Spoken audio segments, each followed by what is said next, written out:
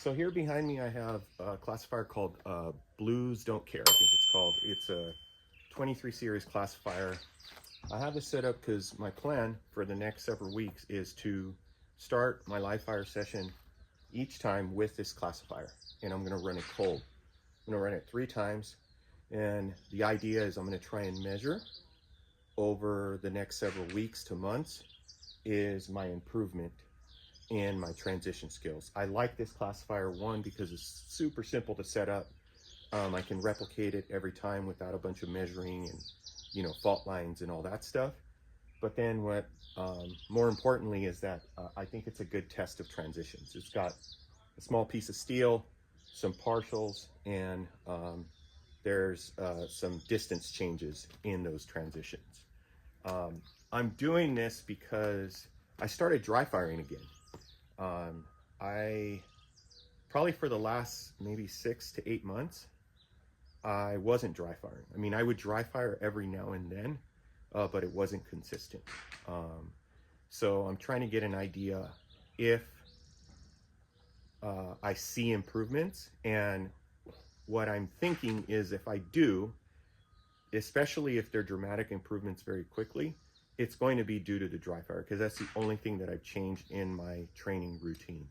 I also picked this classifier because I shot it, can't remember if it was last year, and I scored pretty well on it. It was probably the highest time. I've shot this classifier a few times and it was the highest score I ever had. So it's a good baseline for my real raw, on-demand skill.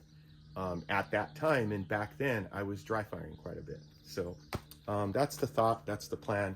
I don't know how scientific it is, probably not at all, but I think it should be interesting to see how this goes.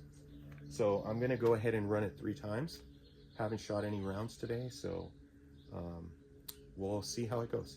And I'm not trying to push, I'm just gonna try and shoot it as I would as if this was a stage in a match.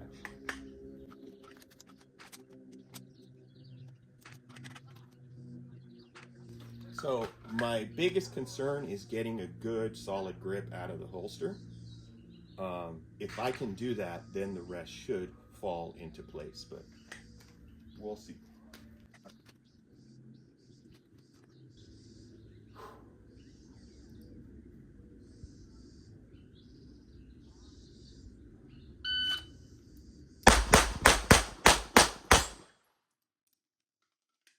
Okay, all alphas, 3:27 is the time. That was pretty solid. Nothing out of this world. I don't even know if it's an A-class run. It's probably borderline. If it is, it's like borderline. So we'll see. My draw was a little slow. I think I can make up some time there.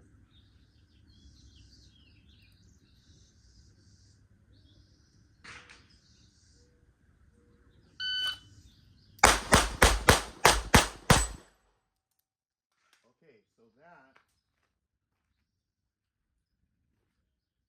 so I dropped 2 Charlies there. A little bit faster, 3:11. I don't think the time made up for those Charlies, but maybe, because this is a pretty high hit factor classifier. So I dropped the Charlie on that one, very close, and here, very close.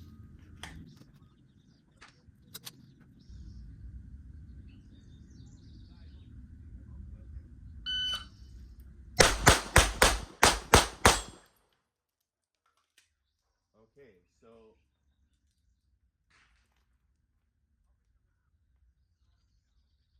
so that was 3:20, and I dropped